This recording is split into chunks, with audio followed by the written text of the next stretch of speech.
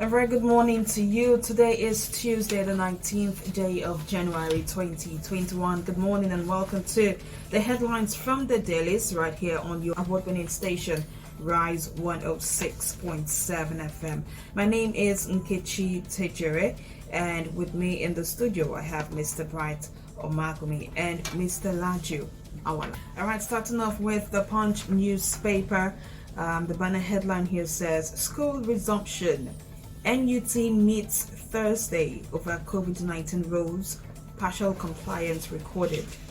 Beneath that, pupils without face masks sent home in Abuja, Enugu, Plateau. Ondo, Ogun schools ignore protocols. Reps panels disagree on resumption. Additional 10 million vaccine doses likely in March, says FG. The story is on pages 2 and 9 of the Punch newspaper. And then the cover photo right here displays some of the schools in the different states.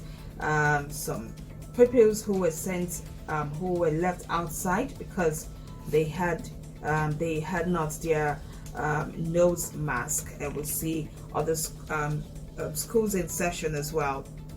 IBM competition winner killed by robbers struggling to snatch phone. Sources, you can find that on page 5. Cross River demolishes suspected kidnappers' houses. Brothel, page 8. Engineer jailed 14 months for defrauding American of 19.6 million naira. Page 5. Suspected militants attack Akwa Ibom ship facility, demands 20 million naira. Away from the Punch, now let's look at the Vanguard newspaper this morning. 2023. IPOB out to destabilize Southeast, scuttle Igbo presidency. Underneath that, Igbo professionals ask Southeast governors, Ohaneze, other stakeholders to denounce IPOB. You can find that on page 13.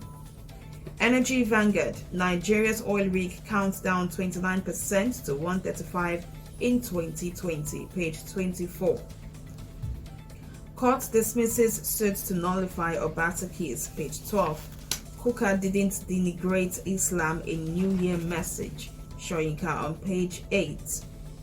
Abia, PDP, APC trade words over defection of 3,000 members, page 13. Anxiety as NIN SIM linkage deadline ends today. Deadline may be extended, says NCC. Alton, page 2.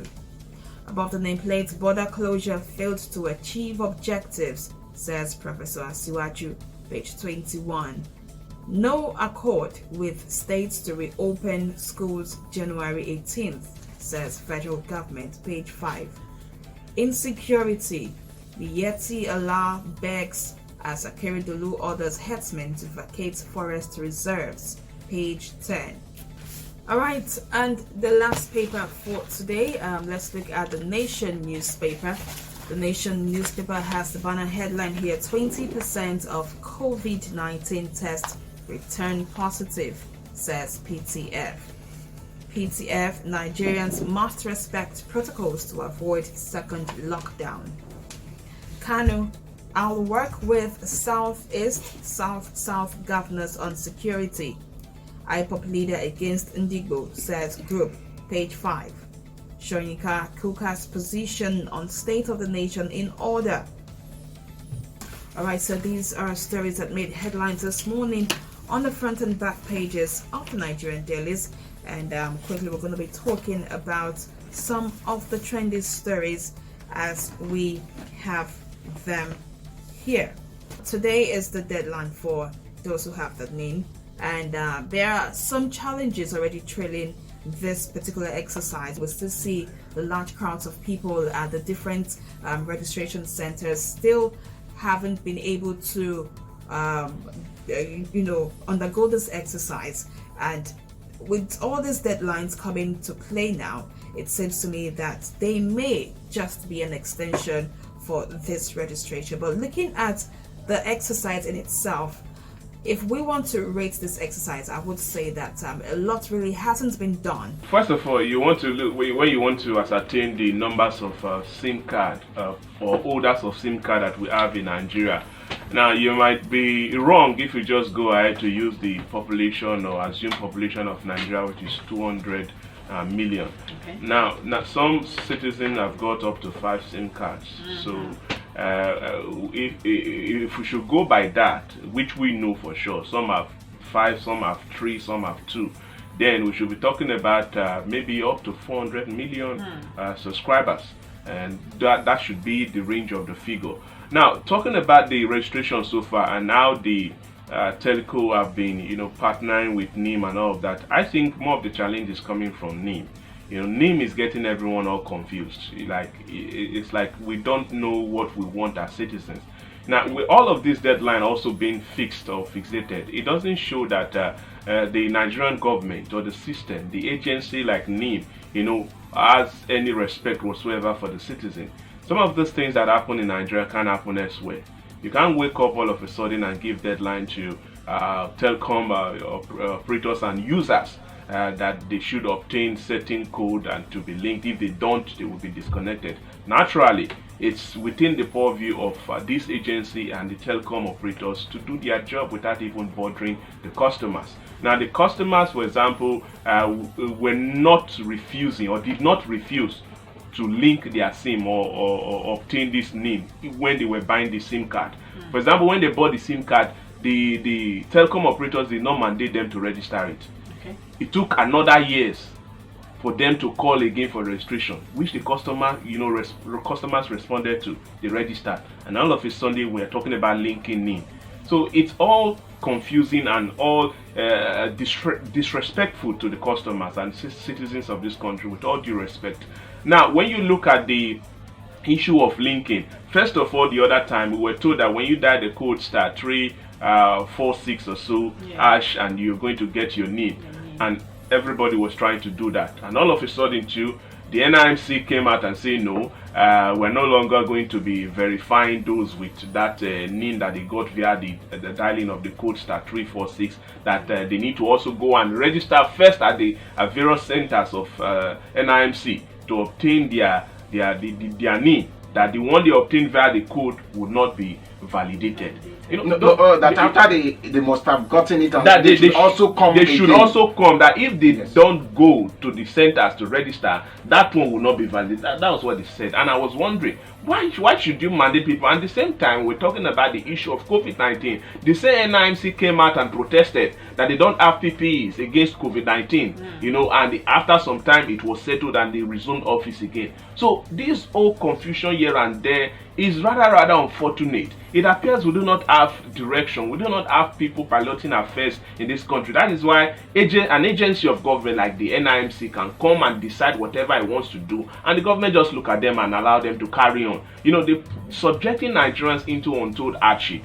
For me, this deadline is not sacrosanct, because you can't send the telco operators out of business, and you can't just disconnect the customers. Yeah, it is good for us to obtain the NIM, which we are going to do. It should be a continuous process. It should not end. There are people who are clocking 18, and there are people who are being born, so they are still going to obtain their NIM. So it's not something that should have a deadline. So if you don't link up today, more people will acquire new SIM, and some of them are just clocking 18. Who are now going to obtain their NIM. So are you saying that for those ones that have not linked, they can't obtain? They eventually would obtain their SIMs, and they are also going to be linked up. So all this process should be seamless. It should be ongoing. Nobody should put anybody under pressure, particularly in this period of COVID-19. We can't be put under any form of pressure to go obtain NIM and linkages and what have you. The linking should be ongoing.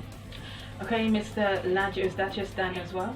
No, there seem to be a lot of things wrong with this particular policy by the federal government at this point in time. First of all, if you look at the policy in the context of the COVID-19 pandemic and what the government of the federation say they are doing to curb the spread of COVID-19, you see that the policy is ill-timed and shouldn't come at all, because the policy in itself appears to be a policy that supports the super spreading of COVID-19 pandemic, knowing the way we are as a people, and knowing that we don't have enough facility, talking about the NIMC's office in different local government areas and locations across the country to actually go on with this exercise. So when you have just few centers to carry on this exercise, the common sense you should have is that you are likely to have a lot of people crowding this particular venue to get their NIN, to link it to their phone lines. And of course, you know what that will mean when you talk about the COVID-19. One of the protocols that we talk about is to maintain physical distancing and avoid crowded places. Again, NK, some of the things that we have said before is that we don't understand the way we are operating as a nation. We have this habit of collecting data of citizens at different points, at different locations, but you would expect to have this interagency synergy, you know, where data collected at one point can be required by another agency if there's need for it, and you don't need to capture it again. When you were to open your bank account, your data were captured. You understand?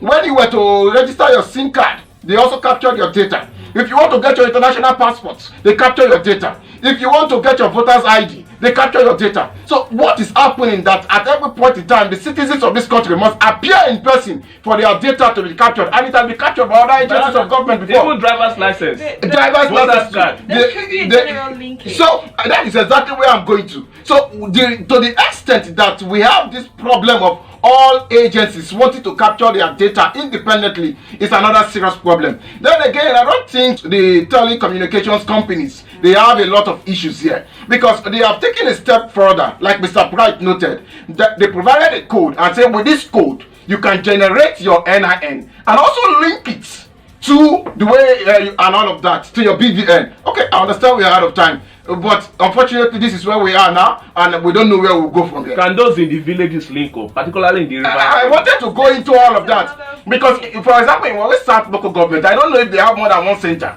It's only one center I'm aware of, and you have communities in the interior villages. So how will those people link? All right, that's a big question.